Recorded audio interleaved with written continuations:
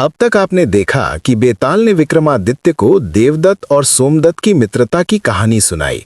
दोनों मित्रों ने एक राक्षस के जाल से एक दूसरे की जान बचाई थी। देवदत्त ने हमेशा मित्रता निभाई, जबकि सोमदत्त ने अपनी गलती मानकर सुधार किया। बेताल ने विक्रम से पूछा था कि सबसे बड़ा त्याग किसका था। अब आगे की कथा।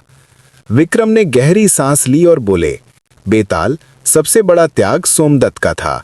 देवदत्त ने तो हमेशा से मित्रता निभाई थी, ये उसका स्वभाव था, लेकिन सोमदत्त ने धोखा देने के बाद भी अपनी गलती मानी और मित्र की जान बचाने के लिए अपनी जान देने को कहा।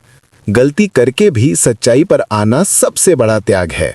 जैसे ही विक्रम ने ये कहा, बेताल जोर से हंसा और हवा में गायब हो गया। विक्रम को पता था कि अब उसे फिर से शमशान वापस जाना होगा। वो मुड़े और तेजी से पेड़ की ओर चले।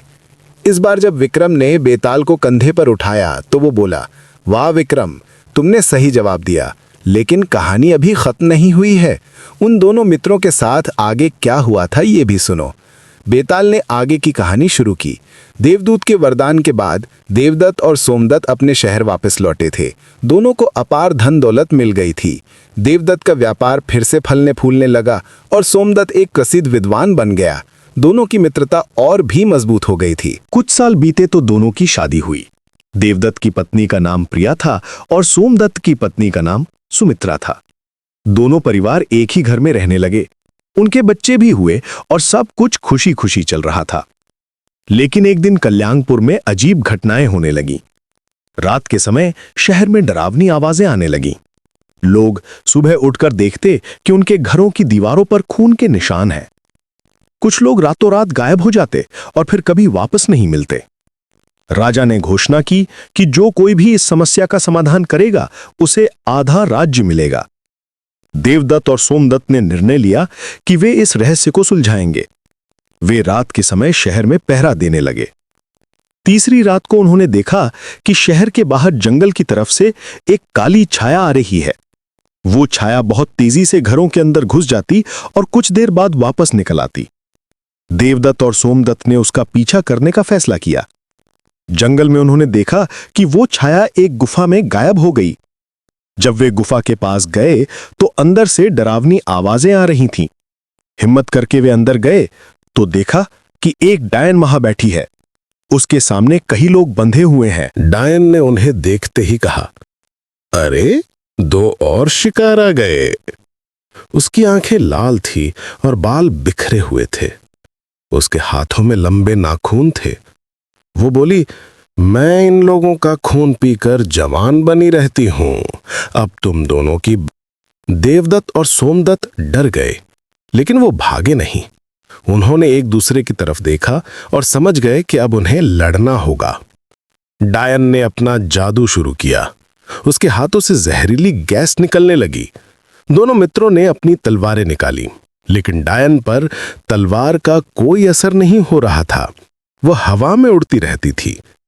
तभी सोमदत्त को याद आया कि उसने एक पुराने ग्रंथ में पढ़ा था कि डायन को हराने के लिए उसके बाल काटने होते हैं। सोमदत्त ने देवदत्त से कहा कि वो डायन का ध्यान भटकाए ताकि वो उसके बाल काट सके। देवदत्त ने डायन से लड़ना शुरू किया। डायन उसके पीछे भागने लगी। इसी बीच सोमदत्त ने चुपके से डायन के पास जाकर उसके बाल काट दिए। जैसे ही बाल कटे, डायन चीखती हुई जमीन पर गिर पड़ी। उसकी सारी ताकत खत्म हो गई थी। वो एक सामान्य बूढ़ी औरत बन गई। उसने हाथ जोड़कर माफी मांगी और कहा कि वो अब कभी किसी को नुकसान नहीं पहुंचाएगी। दोनों मित्रों ने बंधे हुए लोगों को छुड़ाया। सभी खुशी से अपने घर वापस गए। राजा ने देवदत्त और सोमदत्त को इनाम दिया और उनकी बहुत प्रशंसा की। शहर में फिर से खुशी का माहौल हो गया। लेकिन कुछ दिनों बाद एक अजीब बात हुई। सोमदत्त की पत्नी सुमित्रा बीमार पड़ गई। कोई भी वैद्य उसकी बीमारी को समझ नहीं पा रहा था। वो दिन ब दिन कमजोर होती जा रही थी। सोमदत्त बहुत परेशान था। देवदत्त ने अपने मित्र को इतना दुखी देखकर निर्णय लिया कि वह किसी भी तरह सुमित्रा को ठीक करेगा। वो दूर दूर के वैद्यों को बुलाता रहा, लेकिन कोई फायदा नहीं हुआ।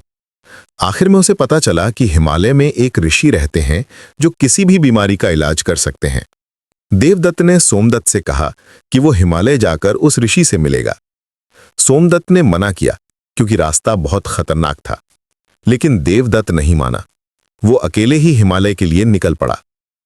हिमालय की यात्रा बहुत कठिन थी। रास्ते में बर्फीली हवाएं, जंगली जानवर और खतरनाक पहाड़ थे। देवदत्त कई बार गिरा और घायल हुआ, लेकिन वो नहीं रुका। आखिर में वो ऋषि के आश्रम तक पहुंच गया। ऋषि ने देवदत्त की कहानी सुनी। वे बोले, बेटा, तुम्हारी मित्रता सच्ची है, मैं तुम्हारी मदद करूंगा, लेकिन एक शर्त है। देवदत्त ने पूछा कि शर्त क्या है? ऋषि ने कहा, तुम्हें अपनी आधी उम्र देनी होगी। देवदत्त ने बिना सोचे हां कह दी। ऋषि ने एक जादुई जड़ी बूटी दी और कहा कि इसे सुमित्रा को खिला देने से वह ठीक हो जाएगी, लेकिन देवदत्त की उम्र आधी हो जाएगी। देवदत्त खुशी से वापस लौटा। जैसे ही उसने सुमित्रा को दवा दी, वो तुरंत ठीक हो गई। सोमदत्त की खुशी का ठिकाना नहीं था, लेकिन जब उसने देखा कि देवदत्त के बाल सफेद हो गए हैं और चेहरे पर झुर्रियां आ गई हैं, तो वो घबरा गया। देवदत्त ने सारी बात बताई। सोमदत्त के आंसू निकल आए। वो बोला, मित्र, तुमने मेरे लिए इतना बड़ा त्याग कर दिया। देवदत्त मुस्कुराया और कहा कि मित्रता में कोई त्याग बड़ा या छोटा नहीं होता। अब सोमदत्त की बारी थी। वो भी उसी ऋषि के पास गया और अपनी आधी उम्र देकर एक ऐसी दवा लाया जिससे देवदत्त की उम्र वापस आ जाए। दोनों मित्रों ने अपनी अपनी आधी उम्र दे दी थी। क्या यह त्याग वाकई सच्चा था या इसके पीछे कोई और राज था? क्या ऋषि सच में कोई साधु था या ये भी कोई जाल था? उत्तर मिलेगा तीसरे अध्याय में।